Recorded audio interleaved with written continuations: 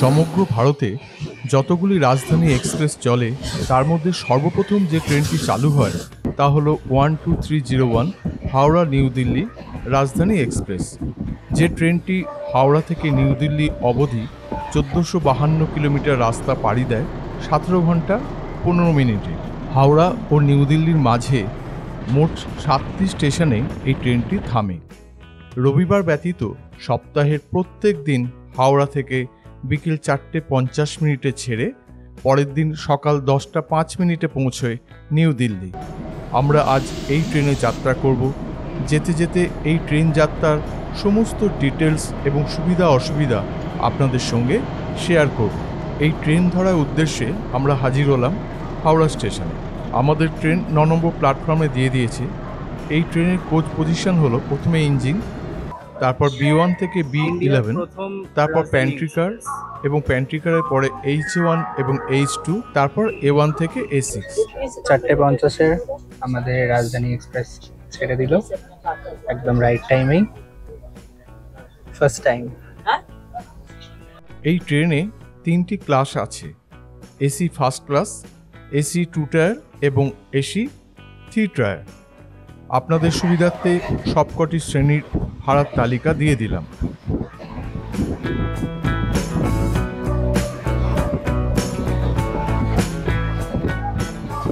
হাওড়া রাজধানীটা আমাদের যতগুলো রাজধানী আছে সেটার মধ্যে সবথেকে প্রথম রাজধানী, এবং আমরা এটা থার্ড এসিতে যাচ্ছি কানপুর অব্দি।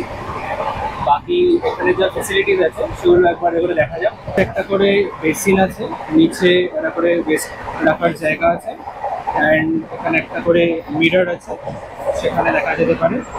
অ্যান্ড ওয়াশরুমটা দেখানো যাক। এটা ইন্ডিয়ান, তো ইন্ডিয়ান একটা ফ্যান রয়েছে, এখানে হ্যান্ড ওয়াশ রয়েছে। সিমিলারলি এখানে একটা হাত ধোয়ার বেসিন মতো আছে, ফ্রেশ করলে জল আছে এবং তারপর অটোমেটিক অফ হয়ে যায়। অ্যান্ড একটা আয়না রয়েছে, মোটামুটি ক্লিনই আছে। এখানে ফ্লাশের জায়গা আর এখানে একটা ডাস্টবিনও রয়েছে, মোটামুটি ভালো। আচ্ছা, কয়েকটা ফেসিলিটিস দেখে নিই কম্পার্টমেন্টে। ফার্স্ট অফ অল একটাই চার্জিং পোর্ট দিয়েছে এখানে। আমরা যেহেতু side upper and side lower দিয়েছি, শুধু লোয়ারে দিয়েছে, আপারে দেয়নি সেটা। আর আরেকটা সাইড আপার আর লোয়ারের ডিসঅ্যাডভান্টেজ হচ্ছে, সেটা হচ্ছে বটলে স্ট্যান্ড দেয়নি। আপনি যদি ওইদিকে একবার দেখান, যে মেন কূপটায় যেখানে 6 জন বসা যায়, ওখানে একটা নিচে একটা বটল হোল্ডারের স্ট্যান্ড দিয়েছে, নতুন, যেটা নতুন দেখতে আর কি। আর মোটামুটি একটু স্পেশিয়াসই আছে, নর্মাল যেরকম LHB কোচেস হয় সেরকমই আর কি, ডিফারেন্ট কিছু। জল স্টোর করার দুটো ভাবে এখানে দেওয়া আছে, একটা হচ্ছে সাইড লোয়ার অ্যান্ড আপারের নর্মাল হোল্ডার টাইপের দেওয়া আছে, একটু যদি দেখাতে পারিস। আর যেটা 6 জনের স্লিপার আছে, সেটায় বটল হোল্ডিং এর একটা আলাদা নিচে একটা হোল্ডিং স্ট্যান্ড দেওয়া আছে। এটা ডিসঅ্যাডভান্টেজ একটাই, সাইড লোয়ার যারা যাবেন তাদের জন্য কোনো এরকম স্পেসিফিক বটল হোল্ডার দেওয়া নেই, দুদিকেই সেটা উপরে দেওয়া আছে, তো আপনাকে উঠে জল খেতে হবে।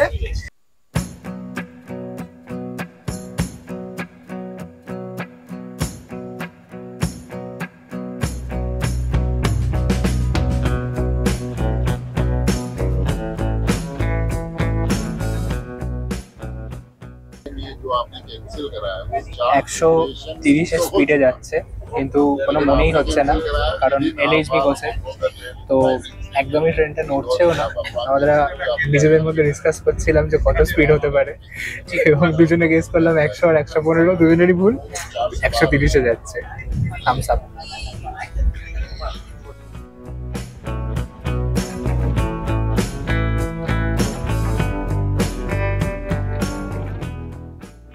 বর্ধমান আমাদের পার করার কথা ছিল ওই 5:58 নাগাদ, এখন 5:53 বাজে, অলরেডি ক্রস করে গেছে। ট্রেনটা বেশ ভালোই যাচ্ছে, কনস্ট্যান্টলি 130 কিলোমিটার/আওয়ার স্পিডেই যাচ্ছে। তো বর্ধমানে স্টপেজ ছিল না, এটার নেক্সট স্টপেজ আসানসোল। তারপর ধানবাদ। তো আসানসোলে দেখি কটায় ঢোকায়। এখনো পর্যন্ত আমাদের কিছু স্ন্যাক্স দিয়ে যায়নি, খালি আপাতত দুটো জলের বোতল দিয়ে গেছে। জলের বোতলটা পাস কর। এই একটা 1 লিটারের জলের বোতল, রেল নীলের জলের বোতল একটা আমাদের দিয়ে গেছে। এবার স্ন্যাক্স এলে দেখা হচ্ছে। এখন 5টা 56, এখন আমাদের ইভিনিং স্ন্যাক্স দিয়ে গেল। এখানে একটাতে ইয়ে আছে, চিড়ে ভাজা আছে, এটা পিনাট চিকি আছে, পিনাট চিকির মতো,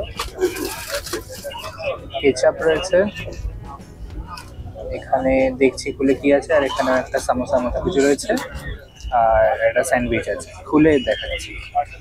চা নিশ্চয়ই দেবে, কারণ স্টার করার একটা স্টিক দিয়েছে।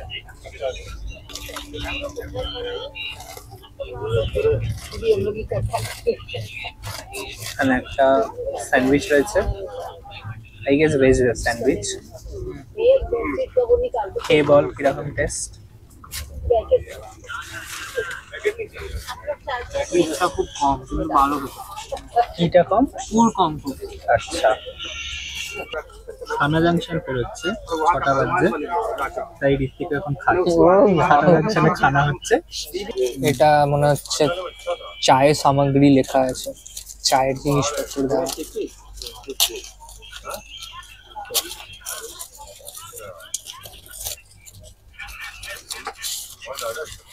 এটা চিনি, এটা মিল্ক পাউডার বোধ হয়, হ্যাঁ না এটা ক্রিমার, হ্যাঁ ওই মিল্ক পাউডারে। আর এই যে টি ব্যাগ, এখনো তো চা দিয়ে যায়নি, গরম জল। আর এটা তো দেখে মনে হচ্ছে, দেখি খুলে দেখি।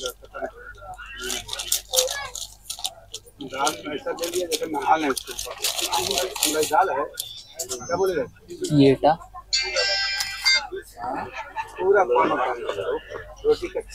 নিমকে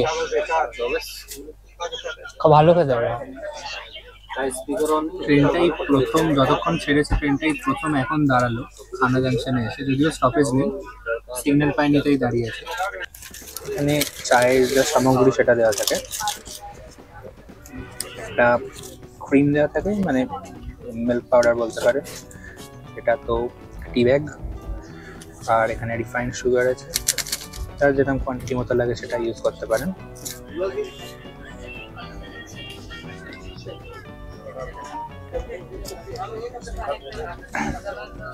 আর একটা স্টার্টার আছে,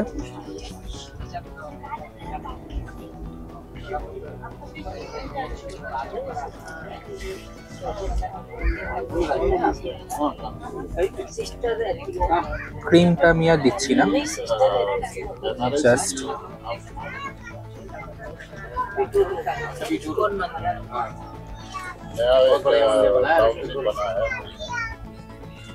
ভালো টেস্ট, খারাপ না, ঠিকঠাক। এই ট্রেনের পরিষ্কার পরিচ্ছন্নতা বেশ ভালোই।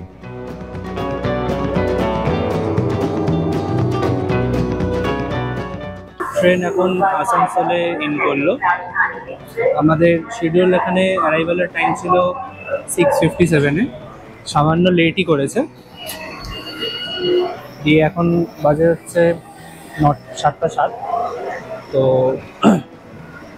ওখানে লেটই করেছে, কিন্তু তাও সেটা মেকআপ করে দেবে। এখানে আসানসোলের স্টেশনে একটা হ্যান্ডিক্রাফটের দোকান রয়েছে, এই হচ্ছে আমাদের ফুডটা।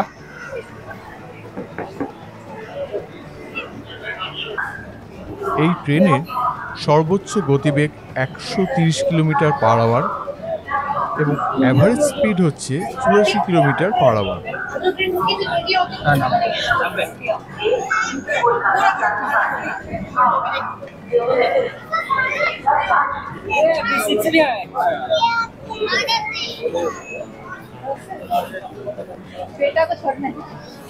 ধানবাদে একদম রাইট টাইমেই এলো, একদম 7:55-তেই ঢোকার টাইম ছিল, 7:55-তেই ঢুকেছে।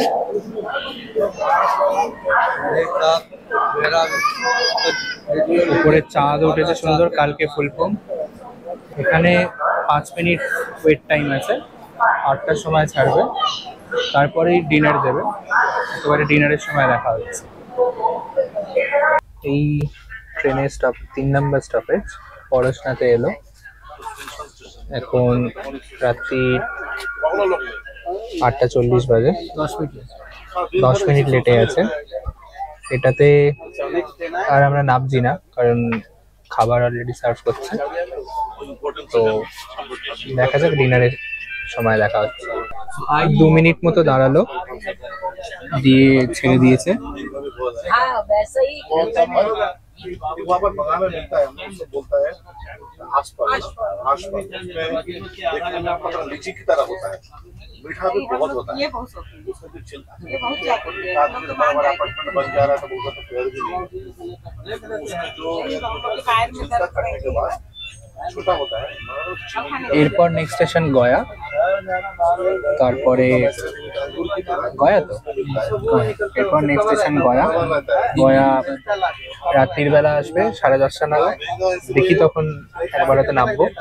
তারপর দীনদয়াল উপাধ্যায়, যেটা রাত্রির বা যেটা আগে মুঘলসরাই বলা হতো, 12টা 5।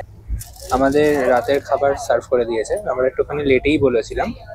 তো এখানে মোস্ট প্রবাবলি রুটি আছে, হ্যাঁ এখানে রুটি রয়েছে, এখানে রাইস আছে,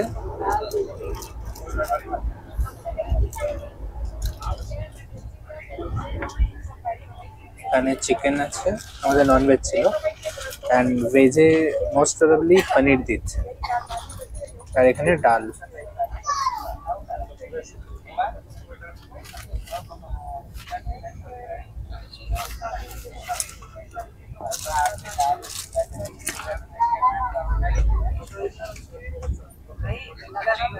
नहीं नहीं চিকেনের ঝোলটা একটু বেশিই দিয়েছে।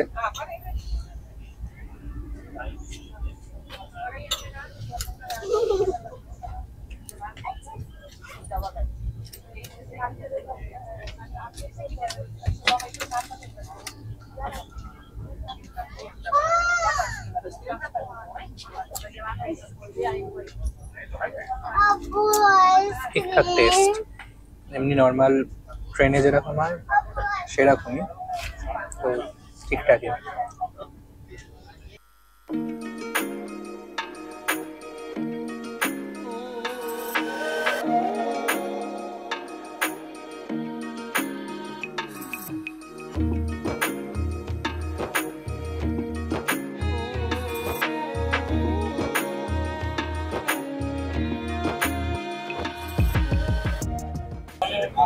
10:35-এ গয়া ঢুকলো।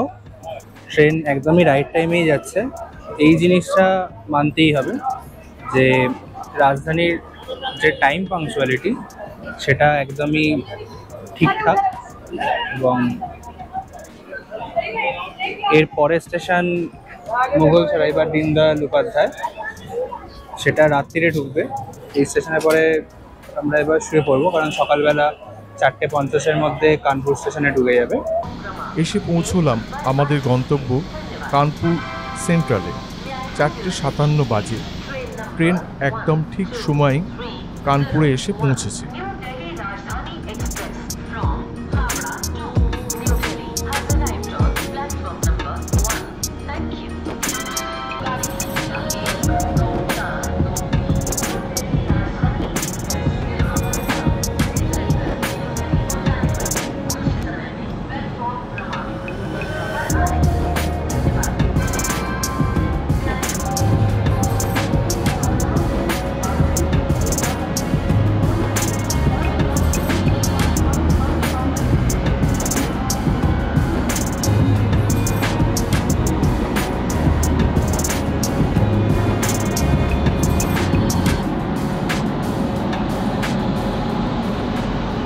কানপুর থেকে ট্রেন 440 কিলোমিটার পথ অতিক্রম করে পৌঁছবে তার গন্তব্য নিউ দিল্লি স্টেশনে। আমরা এখানে নেমে গেলাম। সমগ্র যাত্রাপথ এবং আমাদের অভিজ্ঞতা আপনাদের সঙ্গে শেয়ার করলাম। কেমন লাগলো আমাদের এই ট্রেন যাত্রা অবশ্যই কমেন্ট করে জানাবেন।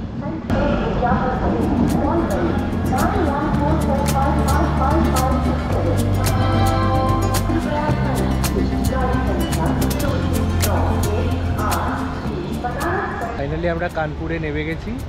এখন কটা বাজে? এখন ট্রেন ঠিক টাইমেই এসছিল।